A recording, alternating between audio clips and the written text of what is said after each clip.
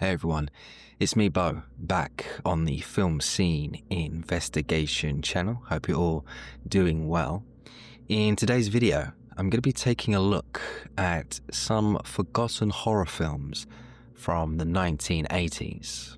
Now, throughout the years, there have been some brilliant horror films released, and arguably the genre's most successful period was the 1980s.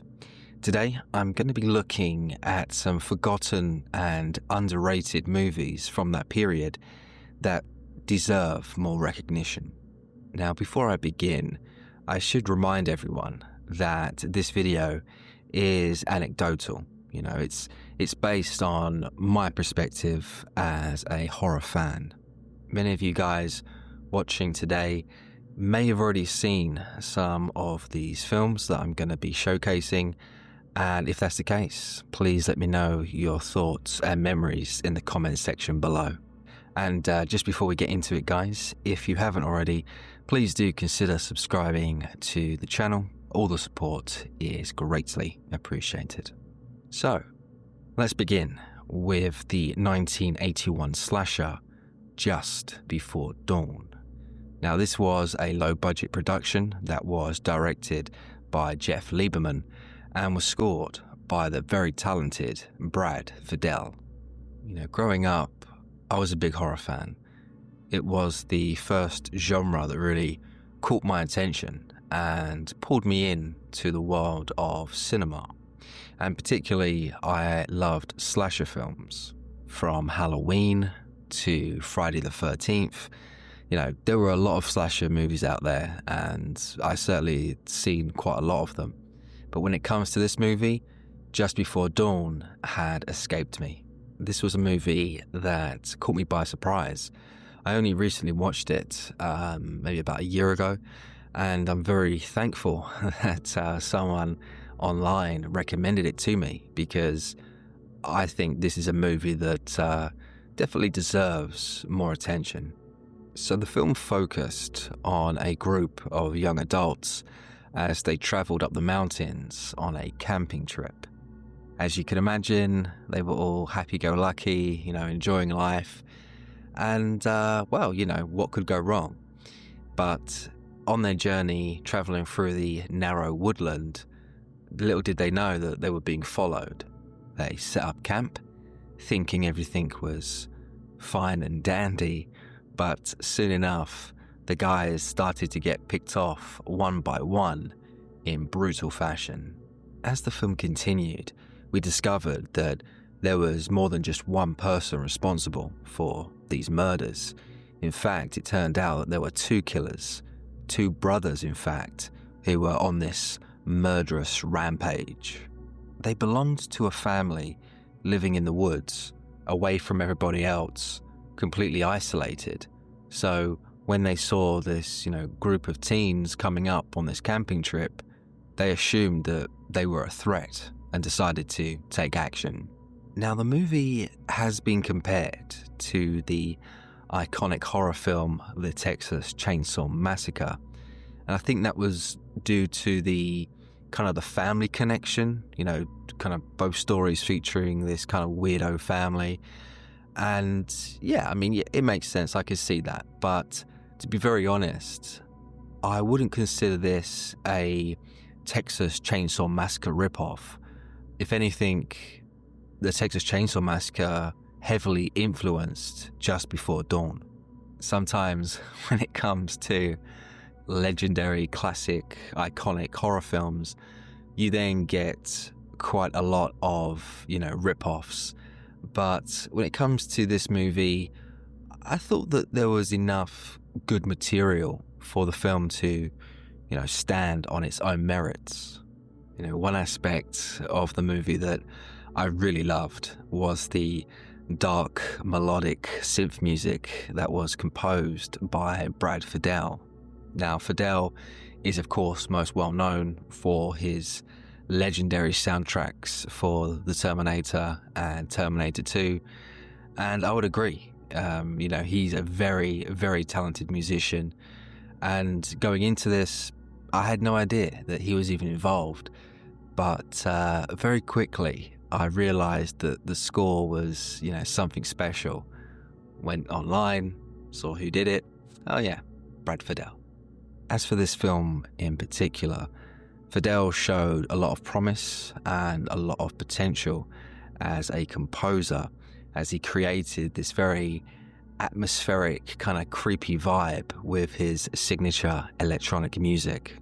I have to say that Just Before Dawn from 1981 was a solid horror film that used its isolated environment to, create this very creepy and eerie atmosphere.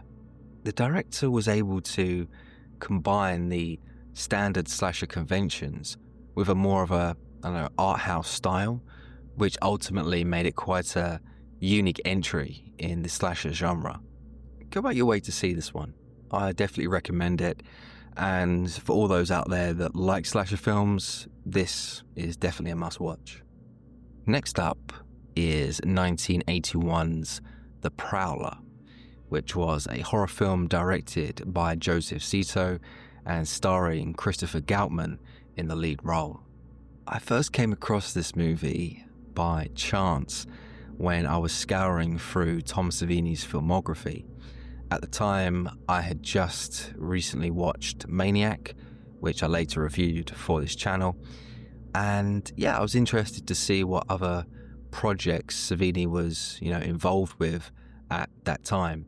So yes, it turned out that The Prowler was one of his next films, so I checked it out.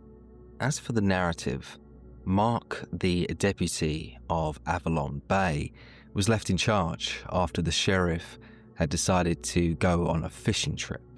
As Mark took over for the night, a series of brutal murders started to take place that involved the college campus kids who were celebrating their graduation. We would learn that the killer responsible was a man dressed up in this army uniform, face covered, tooled up, and out looking for his next victims on the campus. As more students died, the panic started to creep in because ultimately Mark was the one responsible for, trying to find the killer. But, how could he stop the killings when he couldn't be found?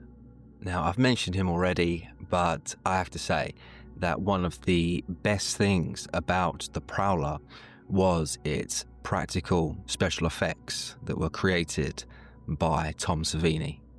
He's such a legendary figure in the world of horror, and when it came to this movie, The Prowler, he certainly didn't disappoint. Savini produced some great kills throughout the whole film, but if I had to choose, I'd say that the death of the character Carl was my favourite, as we saw the Prowler, literally stab him in the head. 1 minute, Carl was alone, in his apartment, his girlfriend was in the shower, and out of nowhere, the Prowler literally just appeared, and Carl got killed. The effects were great, but what I really liked about it was the small little details that we saw, in particular Carl's eyes rolling in the back of his head. Seeing the whites of his eyes as he was convulsing, that was a pretty revolting image. A lot of movies, especially released, in the early 80s, if that had taken place, they would have quickly, cut away and moved on to the next scene. But the fact that they lingered on Carl as he was, as he was doing that, man, it was brilliant and showed, Savini's brilliant work that was on display. Looking back on this film, I did notice the use of the POV shots, which were, from the killer's perspective. This happened a few times, and when I saw that, I immediately thought of the opening sequence to Halloween from 1978. There was also a fake scare with a girl who was in the shower. That to me was very reminiscent of the iconic Alfred Hitchcock film Psycho, the shower scene. So yes, clearly a lot of other big influential horror films had its influence shown here in The Prowler. While there was definitely a lot of good stuff going on in this film, one thing that I wasn't all that impressed with was the score that was composed by Richard Einhorn. I just felt that it was a little paint by numbers, a little bit on the generic side. It wasn't very original, and especially for, something to compare it to, like Just Before Dawn with Brad Fiedel's score. Yeah, the composer, Richard Einhorn, he didn't do all that of a good job, and the music is probably the weakest aspect of The Prowler. All in all, though, this movie from 1981 was a very suspenseful slasher, with the main highlight being Tom Savini's practical effects work. It has a slow pace, which I think will be a turn-off to some people, but overall, I would say that this is one of the better horror films to be released from the early 80s. Next up is the 1987 film Stage Fright, which was an Italian horror that was directed by Michele Soavi. The director was the protege of the legendary Dario Argento, and you can definitely see Argento's influence here in this movie. The story focused on a group of dancers who were rehearsing for an upcoming show. This performance was, going to be their big break, and so, a lot was riding on it. But it was obvious that it was a very stressful situation, with the stage director being very ill-tempered. There were various timing issues, some people were late to rehearsal. It was pretty chaotic, and the director was certainly not happy. One of the dancers, called Alicia, who was played by actress Barbara Kopitsky, ended up hurting her ankle and needed urgent medical attention. Sadly for her, there was no local medical facility that she could just travel to. There was no hospital. So she and her friend decided to do the next best thing and drive to a mental institution. I mean, what could go wrong? So, Alicia got the treatment she needed and quickly hurried back to rehearsals, but little did she know that in the boot of her car was a mental patient who had just escaped. That's it, guys, let that be a warning to you all. Lock your car, because you never know what kind of crazy maniac is going to be hiding, waiting for you in the dark. Anyways, Alicia got back to rehearsal, but she wasn't alone, and the remainder of the film saw the dancers getting killed off one by one. Now, I came across Stage Fright a few years ago, and it's one of those horror films that I wish I had seen earlier. I really liked how the film began with the supposed death of Alicia. She was standing, there out of nowhere. Some hands came and grabbed her, and she had been killed. Initially, I thought, wow, we're literally seconds into this film and someone's already been murdered. This film, they're not waiting around. They're getting straight to it. But it turned out that this was just a misdirect, and the death that we saw was a part of the show, the play that these guys were rehearsing for. I did laugh when I saw Brett, the dancer, jump out of the crowd wearing the giant bird's head. One minute we are witnessing this murder, the next we have this man with this giant bird's head doing some performative dance. It was quite a sight. Actor Giovanni Ribisi was the man that played Brett, the dancer, and he is someone that I am familiar with, having reviewed on this channel the movie The House on the Edge of the Park. I found out that the actor actually had a background in ballet before they got into acting.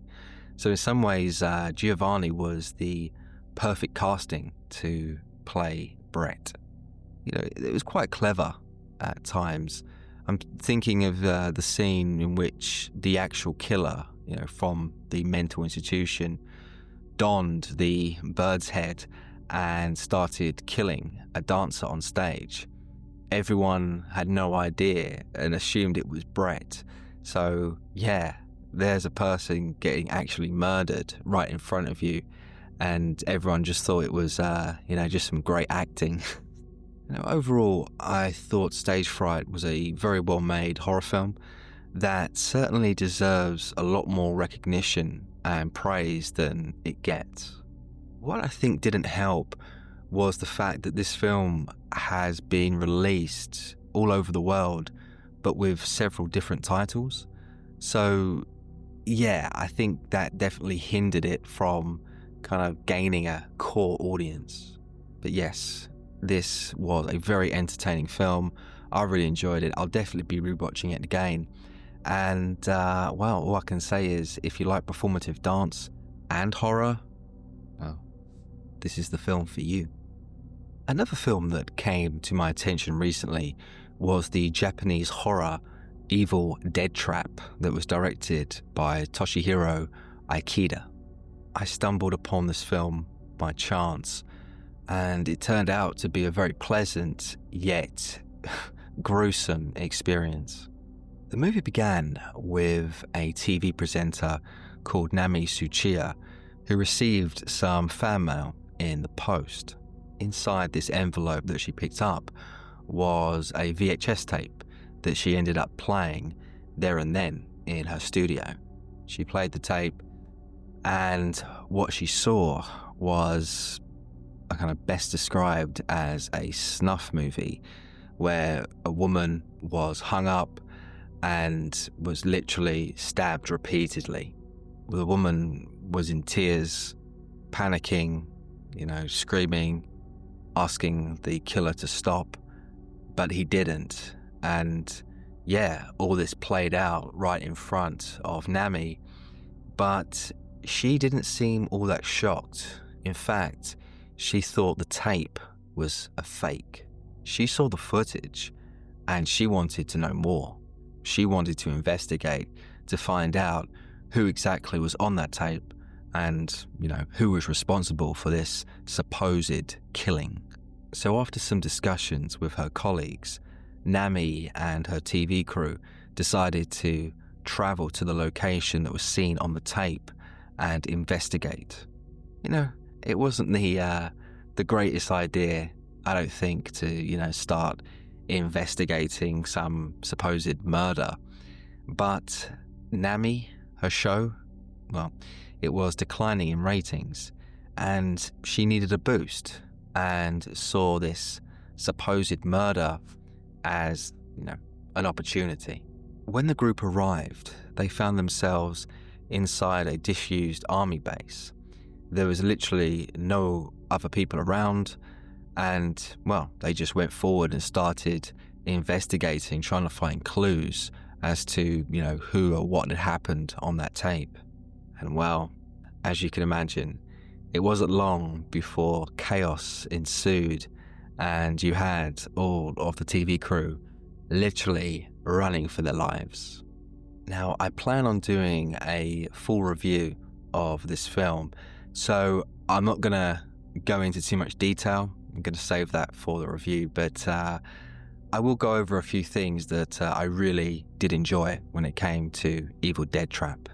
Unlike many low-budget horror films out there, the filmmakers behind this movie certainly put a lot of time and effort into creating some very inventive but brutal death scenes that really impressed me. One death that really caught me off guard was the scene that involved the metal noose. So we just seen this TV reporter come out of the van after she'd been sexually abused, and out of nowhere came this metal noose flying down straight for her. The reporter was caught round the neck, lifted up, and choked to death. Seeing the visual of this poor woman getting dragged, by her neck across the TV van, it was a very disturbing scene, but all in all, a very intriguing way to kill off a character. We see it so often in American cinema, where you'll have a victim and out of nowhere a perpetrator will come along and stab them, and that'll be the end of it. But when it comes to Evil Dead Trap, the filmmakers obviously were, very creative in their ways of coming up with these methods of killing. To summarize, Evil Dead Trap was a horror film that tried to take cinematic violence to a whole new level with its use of stylistic editing and its fast pace. This film was it was brilliant. It really was. And it's certainly not a movie that should be forgotten. When it comes to Japanese horror, I think of movies like The Ring or Battle Royale. Never heard of this film before seeing it, and as I said, it was a pleasant surprise. So a strong recommendation from me. As I said, I will be reviewing this down the line in the future. And go out and see it. Just be prepared for a lot of graphic violence. The last underrated, forgotten horror movie from the 80s that I'll be showcasing today is the 1989 movie House 3, The Horror Show. Now, compared to some of the other entries that I've mentioned today, this is a little bit more mainstream, but still a film that I don't think gets the recognition it deserves. Now, I saw this movie many years ago when I was, getting into horror for the first time. And I remember specifically buying the House 1-4 box set on VHS. If you guys didn't know already, the House franchise consisted of 4 movies, all kind of based around a house and kind of spooky, crazy things going on. Now, I have to say that I was majorly disappointed with watching House 2, The Second Story, as it was a film that really leaned into the comedy elements. It was, just disappointing. I mean, it was kind of kid-friendly horror, and even though I was a kid, a young teenager at the time, I wanted something, a lot more violent. And luckily, after House 2 came House 3, the third installment, which was far, far more violent. I loved every minute of it, and I think it was definitely the right direction for the franchise to take, as the sequel was a disappointment and the franchise was kind of lackluster, and this kind of reinvigorated, re-energized the House franchise. With this installment, it focused on the detective Lucas McCarthy, a no-nonsense cop who was played by actor Lance Hendrickson.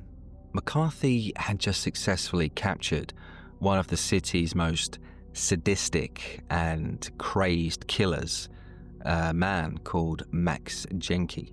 Now, Jenke, who was played by the late Brian James, was this hulking figure, a complete maniac mass murderer who, would put Jason Voorhees to shame.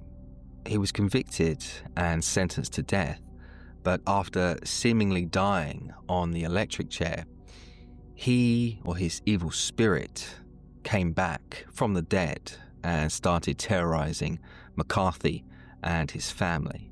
They had just moved in to a brand new home, so it was an exciting time for the family, And yeah, they were all happy to start this new chapter of their lives. McCarthy had just sent Jenke to his death, and he was seen as a local hero among his peers. Everything seemed to be going great, but that didn't last long, as their new life in this house soon turned upside down when Jenke's spirit came back and reigned supreme over the family. Now, when it comes to this movie, House 3, the best scene in the entire film had to be Jenke's execution on the electric chair. We saw the police officers strap this guy in, they pulled the lever, and they, rightfully assumed that those electrical currents would, take its course and, Jenke would die. But things didn't go to plan as, Jenke continued to just sit there alive, bemused by the whole situation, as all the police officers around him started to panic. They proceeded to try again, but this all led to Jenke escaping from his chair, knocking out a police officer and then threatening McCarthy to his face before finally dying. I love this scene. I remember watching it years ago as a young teenager, and it made me laugh, man. I think it was actually the perfect kind of balance between horror and dark comedy. Yeah, absolutely. It was kind of ridiculous, but in a way it was kind of like a nightmare, coming true. And that was definitely something that this film, House 3, the horror show, definitely leaned into. Ultimately, I found House 3, the horror show, to be a very entertaining 90 minutes that in some ways these days has, been mostly forgotten. I don't really hear that many people, talk about this film or bring it up. And I think that could be down to the fact that it may get lost within the House franchise.